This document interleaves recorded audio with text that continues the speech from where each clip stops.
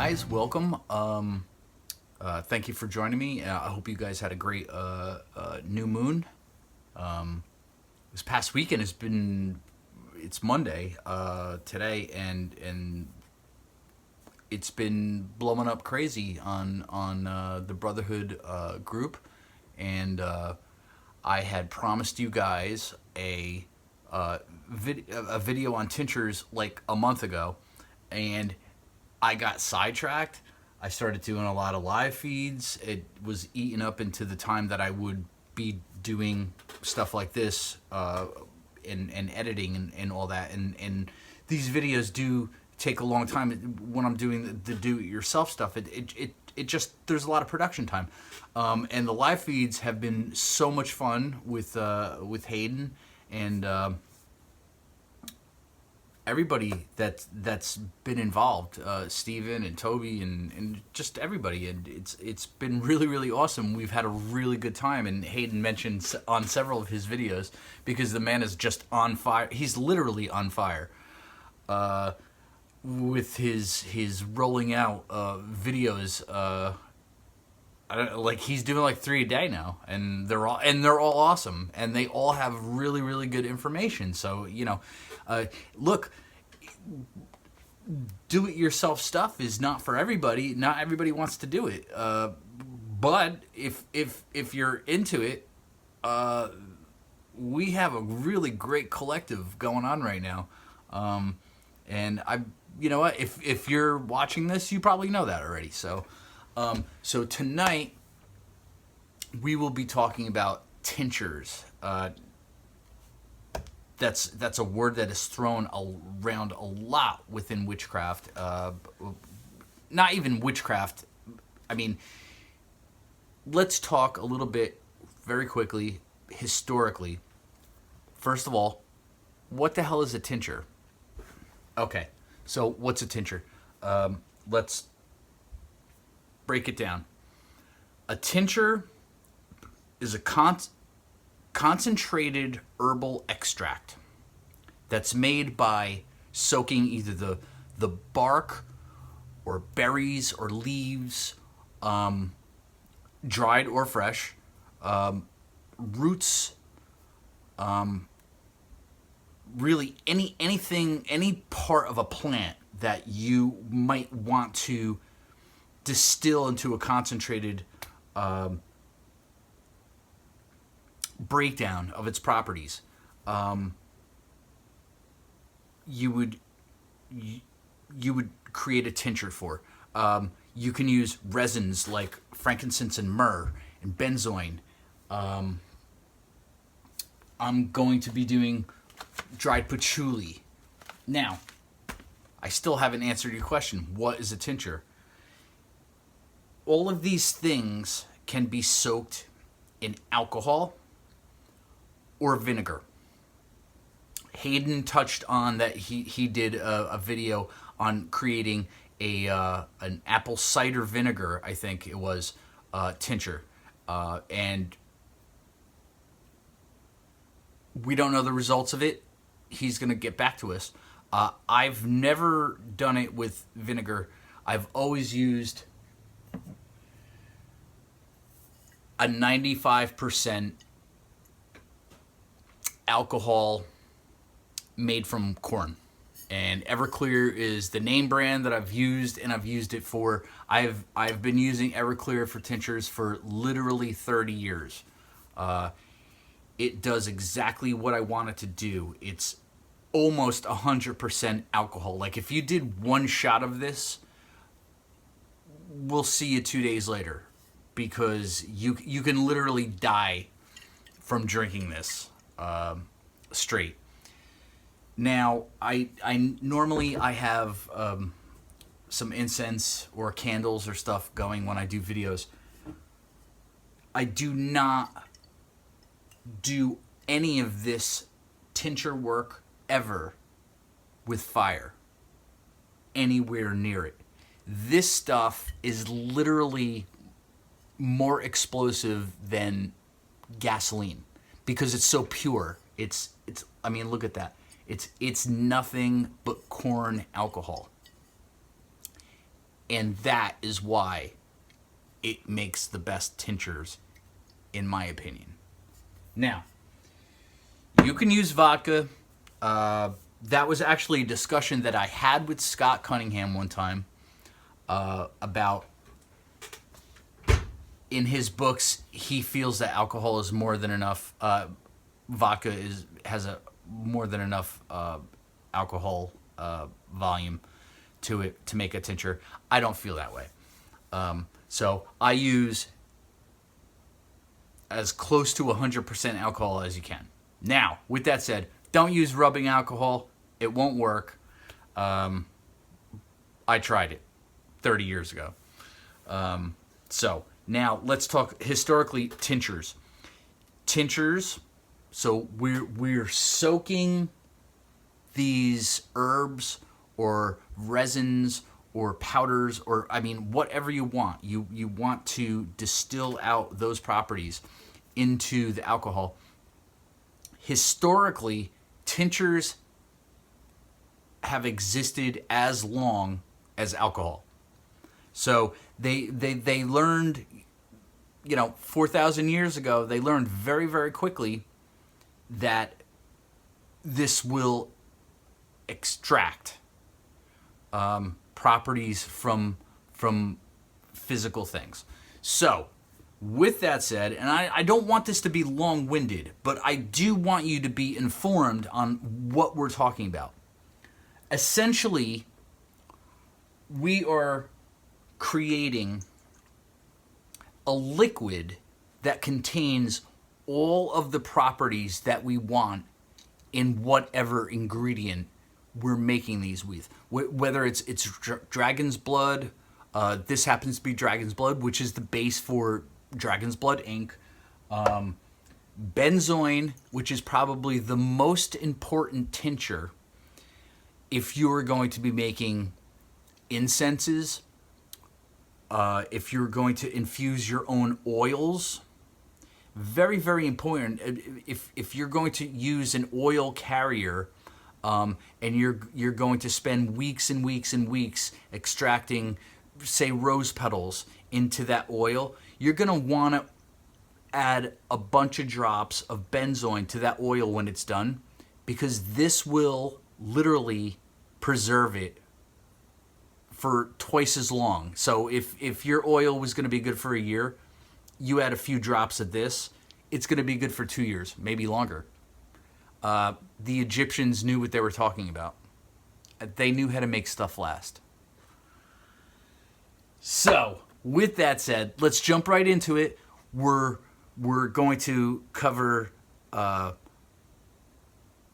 breaking down your herbs or resins, getting it to a powder form, getting it into a bottle, adding the alcohol, and then we'll come back and we'll show these tinctures are now almost 5 weeks in, almost 6 weeks, and my dragon's blood is just about 3.5 weeks, so it's a couple weeks behind the other tinctures. But I'll show you what it looks like when you finally, after all this time and the effort, and I'll explain what the effort is once we quickly go through how to create your base tincture, and then we'll take it from there. Okay, so this is what we're doing. I did this in kind of a fast motion. You want to grind up your herbs. Now, if you notice, I've got my stuff really really down to a powder. This happens to be dragon's blood. This I shot this when I did the ink video, but it was a really good example of how you really want to try to get stuff when you're doing tinctures. The finer the powder, the better. Um, this is because it's going to infuse itself into the alcohol all that much better. The more oxygen that you have, see that powder? It's perfect. Okay, now so we've got it down to a powder. This is the real pain in the ass part, is getting it into these little 2-ounce bottles. I got these on Amazon. They're great little bottles. They come with these little funnels, but as you can see, I have this at double speed.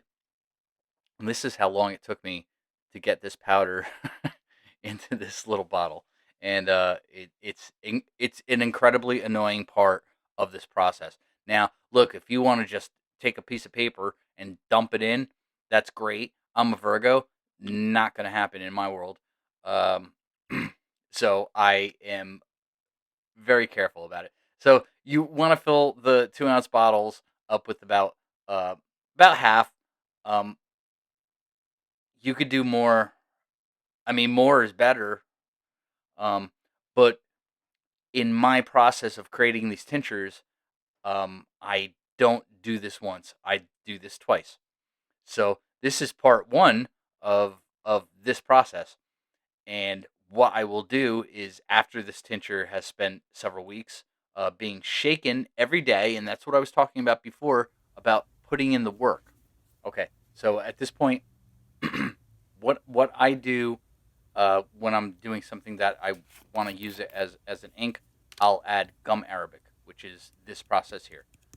For regular tinctures, you don't want to do this at all. I mean, certainly it's not going to hurt because gum arabic has wonderful magical properties in and of itself. But for if you're going for a straight tincture, you don't add the gum arabic. This was purely from my filming the ink one. So now, skipping over the gum arabic, you're gonna add your alcohol. Whatever you agree with it, you do what you're gonna do. I use the 95%, um, and in all honesty, it works fantastic. So you will fill this up, and again, it's a slow process because it's just little 2 ounce bottles. So go slow, take your time, and also, more importantly, make your intent as you're doing these things, as you're pounding that herb or resin into a powder, um, as you're pouring it into the jar, as you're putting in the alcohol, put the intent that you want. Put yourself into this tincture, because intent is everything. You want to be a witch? Then you will learn how to put intent in your witch crafting. If you want to be a witch, if you want to do witchcraft, you have to do the crafting part. And this is, to me, this is meditation. And I love all you spiritual guys, and I love all you ritual guys and all that. But this, to me, this is meditation, ritual, and crafting all at the same time with intent. And I know you guys get that. Look at that. So now we'll take it to the next level. We've made our base tincture. What next? Well, ta-da. Okay, so we got it down now. We grind the stuff up, we put it into a little vial, we add alcohol, we tighten it up. What now? Well, I've been working on, like I mentioned, a set of 6 different, one, two, three, four, no, I'm sorry, five different tinctures for almost 6 weeks now. Here's the hard work. Every single day, these need to be shaked up like that. If you're doing one specifically for intent, and say you want it to be a more of a soothing way of doing it, you could just mix it up this way. Personally, I like to put the energy into it. So every day, several times a day, I will do this. And I've got myrrh, I've got benzoin, I've got rosemary, I've got frankincense and dragon's blood going right now. Now, the next segment now, I'm going to show you after 6, 7, 8, 10, 20 weeks of shaking it every single day, putting your intent into it every single day, I will show you the next step of what to do with these tinctures. Now, I'm going to very briefly say right here, you can buy your essential oils and you can use them in your ritual, and you can use them in your crafting. You can use them for whatever. I mean, pretty much almost everything you can buy on Amazon will not hurt you. I'm not saying it's all pure. There are literally hundreds of thousands of different synthetic oils that they, in certain legalities, can call essential oils, but they're not. When you create your own tinctures, you're creating your own essential product. It's not an oil. There's no oil in there. It's alcohol and whatever you're distilling. But when you get to the final product and you add 1 or 2 drops of these tinctures to your incense, your oils, your bath, your soaps, your candles, you will never ever get the potency out of anything that you buy that is labeled an essential oil, unless it's 100% steam distilled essential oil. And to give you an idea of what the cost of that is, 100% distilled rose oil is about $180 a gram, a dram. Now a dram is about that big, so it's literally 3 centimeters high worth of liquid for $180. Well, I'm telling you, there is no essential oil for any price that will be better than anything you've made with your own hands. Let's go to the next step. That is filtering and usage. Okay guys, we're in the long haul here. We're gonna filter our tinctures. I've got a little piece of cheesecloth that you can get these cheesecloths for like $2. And I'm going to put that over my little clear chalice because I thought that would be the best way to see this. And I'm also using my almost 6-week-old rosemary because I know rosemary is a very deep pigment and it smells. Now, when you smell a tincture, don't stick your nose into it to smell it because you're smelling the alcohol. But with something like rosemary or cinnamon and even myrrh, the power is overwhelming. Like after almost 6 weeks of this sitting in here, oh my God, it's just rosemary. So, the idea is that whatever vessel you're going to put it into, you could put it into just another, jar or whatever. I'm doing this just for purposes so that we can see. And these awesome little funnels that come with these things if you order them on Amazon, they're great and they work great. So let's try this. I've done this both ways. Wow. That is really green. Do you guys see that? How green that?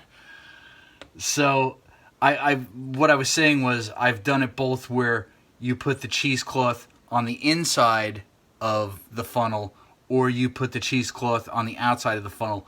I have found it's kind of messier to do it the way I'm doing it. So what we can do is we can just swap that out. We'll do it this way instead, so you can get an idea what that looks like, and pouring it through the cheesecloth, through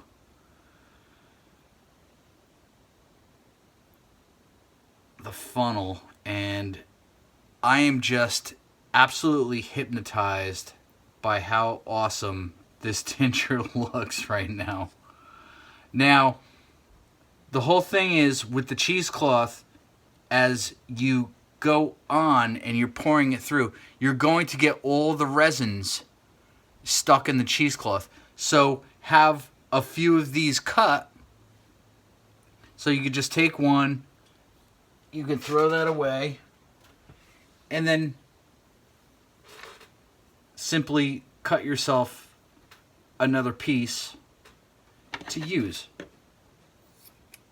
Super easy, not expensive, and I'll put the cheesecloth right in there, and I pour it through again. Oh, look at that. I mean, it looks like a kale shake. So we'll put that over there just for now, just for purposes of you guys seeing how deep this tincture is. And that's filtered. Now, you can filter it more than once. You could filter it several times. This is very, wow. Look at that. And it just smells like rosemary. So, this was very successful, and one of the reasons why I picked the rosemary, because I knew it was going to be great. So look at that. Now, like I said, you can filter it one or two more times and get it down to a more less opaque. To me, I will use this just like this, man.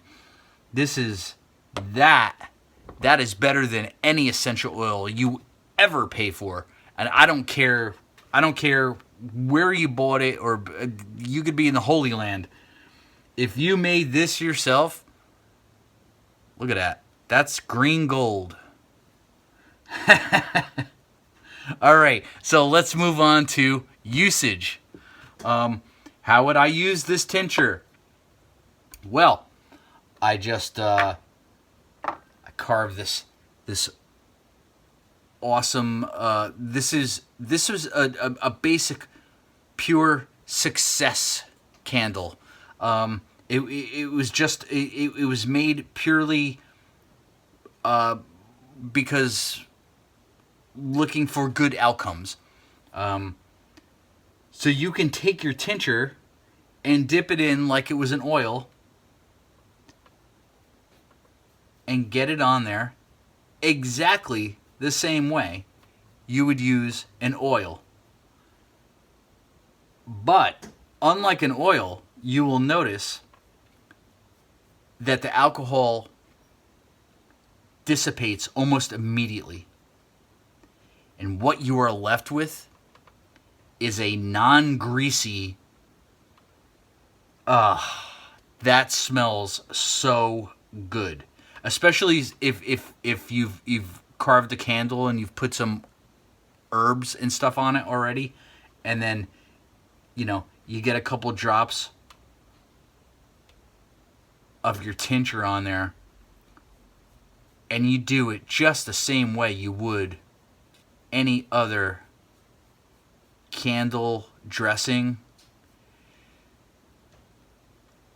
Now, I'm not saying that this is better than anything else, except I'm saying that this is better than anything else. If you made this and you use this and you put your intent into it, that is witchcrafting. And I'm glad I finished this tincture video because it has weighed on me for 6 to 8 weeks. And the boys in the group will tell you that I've been talking about this forever. So that's one practical use for a tincture. There are thousands and thousands and thousands and thousands of uses for tinctures. If you've actually made your own tincture, then you know what you want and you know what you want to do with it. I'm just telling you, I'm just trying to show you guys how easy it is to do on your own. And damn, if I drank this right now, you guys wouldn't see me for like 3 days. Or I'd die. One of the two. Alright, so let's go to the outro. Alright, I want to thank you guys for hanging out. I know it was a long haul, but you know what? I wanted to do this in one episode because I didn't want people to lose interest in it. So what I'm saying to you guys is if you have more interest in tinctures specifically, let me know and we'll do an expanded version. But you can use tinctures for anything that you would use oils for, or essential oils or otherwise, or blessing or blessing yourself. There's so many uses. It's been used medicinally for 4,000 years. Make your tinctures. You make a tincture, you're never going back. I'm telling you. Check it out. And seriously, I appreciate all the really well wishes and everything concerning what we've been doing here. Particularly with my series, but just in general with the group. Thank you, and hey man, just keep making stuff with your hands, and you'll see that's where the magic is. It is to me. Maybe not for you, but I think if you really dive in there a little bit, I think you would. I think you'll agree. I mean, hell. I'm trying to figure out how to put a fucking carving on this little thing. I'll figure it out. And when I do, I'll let you know. Later, guys.